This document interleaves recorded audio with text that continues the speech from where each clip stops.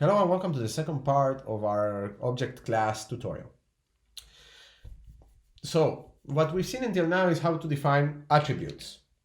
And human have these 6 attributes. 3 of them are values, you cannot change them. 3 of them are variables, they can be changed.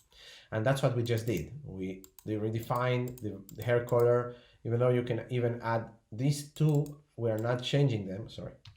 These 2 are not really changing them, but you can change them as well, okay? The following step will be work with functions. You have to understand that attributes are nice, okay? We can define classes when they have only attributes, but it's also interesting to add functions. We want, for example, the object to do something, yeah?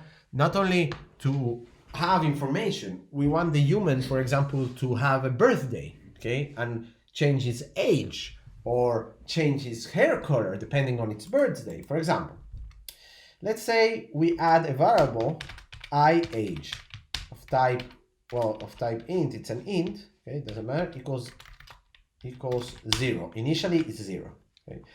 And then we go here and we say, okay, Yoni has brown hair, the age equals 35, Kelly the same thing.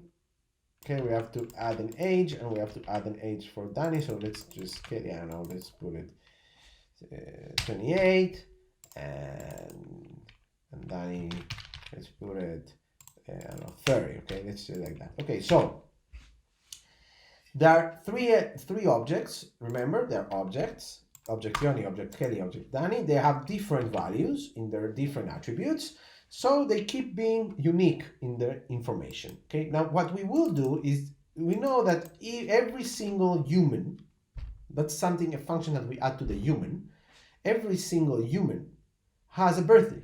So we'll create a new function called function celebrate birthday. And without any kind of attribute we're not going to send any attributes through the function, but we will do a very simple process, which is age equal age plus 1. Okay, that's it. Each time a birthday is celebrated, okay, the age of the person will grow 1 year. Okay, let's try it. Let's go here and let's keep it like that. We're not going to. I'm going to start putting some prints ln, so it jumps between them and like. Okay, that's it. So let's do something like this. Let's print the Yoni's age equals to age. Kelly's age equals to Kelly's age. And age equals to Danny age. Okay, so we have 3 ages, right? It should print the same that we put here, 35, 28, and 30. Let's try it. Great. But let's celebrate Kelly's birthday. How do we do that? If we just have a function inside the object Kelly, well, the human has a function, but because Kelly is a human object, it's exactly the same thing. If I put Kelly dot, it will show me again the same attributes, but again in bold, I will have a new function called celebrate birthday. That's what we want to do, celebrate birthday.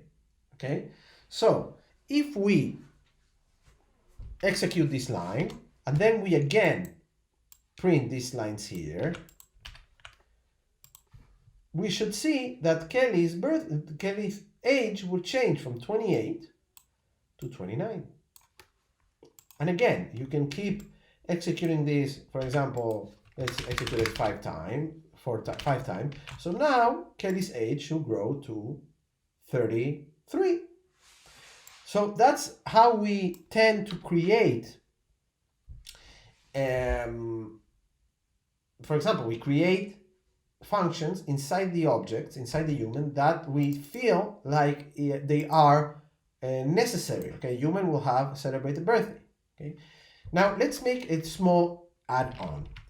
I want to, now it's starting to get a bit complicated. We want to combine what we've seen until now and start making more intelligent objects. If age equals, it's above, let's say 50, let's say 70. So in that case, the hair color will be equals to white. Okay, so she will become a blonde hair, turn into white hair. Okay, so in that case, that means that it's not always at the beginning. It will keep being blonde. Let's try it. I'm gonna start taking out all these things. I'm gonna leave only Kelly. Okay, just to make it easier. Okay. So Kelly's age, and let's print her hair color. Okay, from here.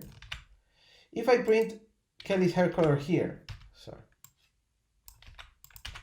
and I print Kelly's hair color here, let's see what happens. In theory, it shouldn't change because at 28 she's blonde, at 29 she's still blonde. Okay. Now, if I decide to celebrate her, go fast forward in time and celebrate her like 50 birthdays, in that case it will probably turn into gray. Okay, if I keep copying and pasting this, if I do this like 50 times, it will turn. But let's do something easier. Let's combine. Let's just make a while var I equals 0, while I is smaller, for example, than 50. Okay, execute Kelly's birthday 50 times. It will execute it 50 times. Yes, if I do this, that's what happens. Okay, Kelly's age. Now this execute celebrates the birthday 50 times. Eventually the color is white because it's now 38. Here there is a moment that the age went above 70, and that's what happened. It changed the value inside the object. That means that we are creating now dependencies, functions that change one variable. In some cases it changed another, and you create more and more things. Okay, so now we are really making it much more complicated. Function.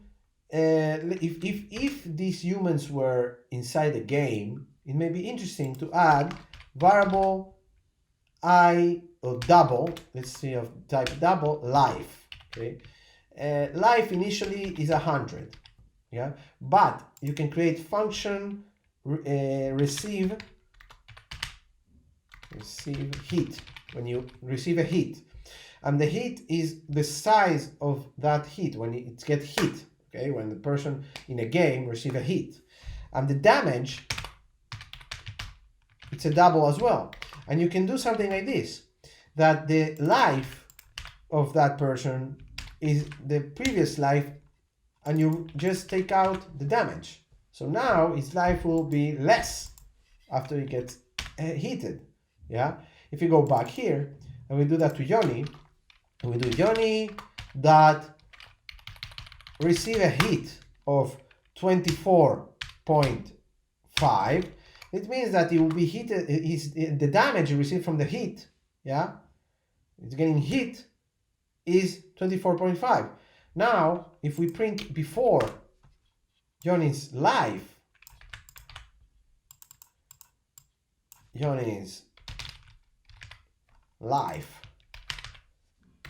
is Yoni dot D, because it's a line, it's double, and then I print it afterwards, it will show me first 100, then 75.5, you see, because Yoni got hit by something, I don't know what. Okay, that can be, for example, an example of a game. You know, all of the persons here have life now, Kelly, Yoni, and Dad, and Danny. So if Yoni gets hit, he loses 25. Now, for example, Danny get hit, and it's 34.5. So now she got hit even more, and it can become like a game of a fight game, right? You have Yoni's life and Danny's life, one near the other. Okay, let's put it like this. I'm gonna copy this and paste it here, okay? Danny's life equals to Danny, the life, okay?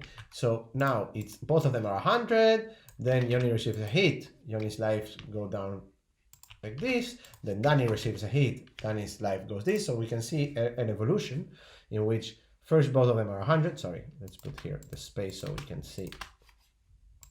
It looks much better here because we have that space. Okay, so Yoni's life 100, Danny's life 100, Yoni receives a hit, so 75, 75, now Danny receives a hit, and that's it. You can even go here and say something like this. Print ln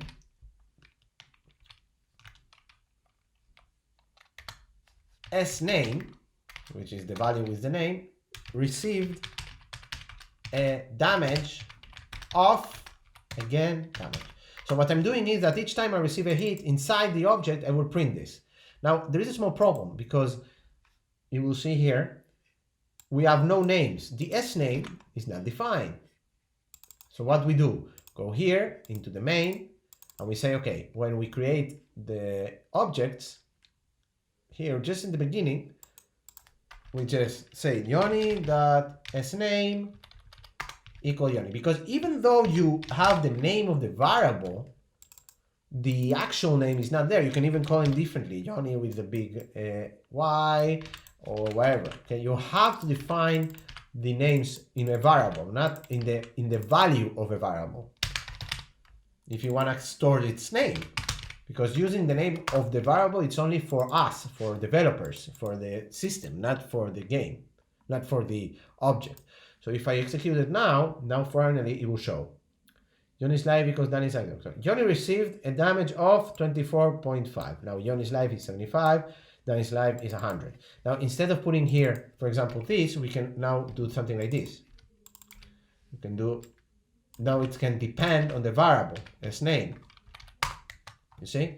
So now we do not depend on writing it by hand. Now it's immediately depends on the name that the object has. Sorry, this is Yoni as well, sorry. And here will be Danny's, right? So it will be something like this. Now the problem is that because we need a space here, so let's put the space between them, okay, and that's it. And this is Danny. Okay, now it's working. So let's do this here and here, and we take out this space from here, and that's it. So now we're making a very complex system in which we say Yoni's life equals 100, Danny's life equals 100. Yoni received a damage, 24.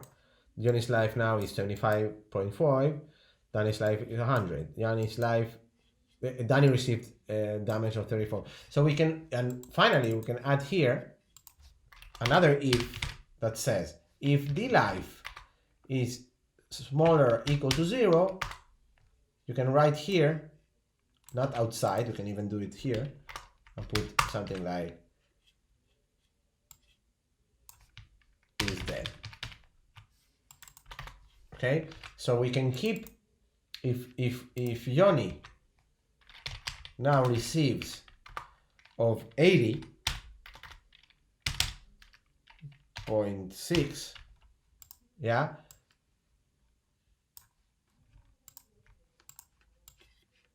when we can print this here, what will happen is the following. Yoni's life 100, baba. Yoni received the damage of 80.6. Yoni is dead. Yoni's life is minus 5 point whatever there. Danny's life is 65. Great, she wins. Okay, so as you can see, objects are necessary because that's how we work with. We create now everything in programming using objects. We define all our programs based on objects. Doesn't matter if it's a game, doesn't matter if it's an app. We represent every single element with an object.